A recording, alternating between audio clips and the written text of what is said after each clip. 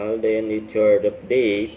And nag-jogging uli si Alden just sa Ayala Avenue kasama yung mga ka-gmates niya at si Paolo Abilino.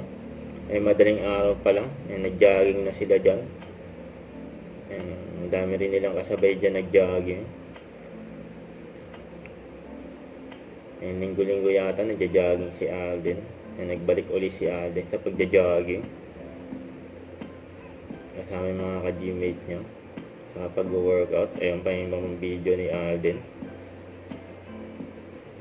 Magkatabi si Alden sa si Paolo Abilino.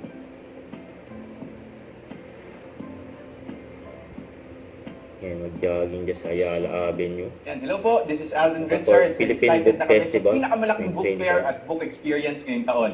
Ang Philippine Book Festival 2025. Aside from makakabili kayo ng Filipino authored books, marami rin libreng events katulad ng book launches, meet and greet with authors at publishing talks. Ngayong March 13 to 16 na to sa Mega Trade Hall ng SM Mega Mall.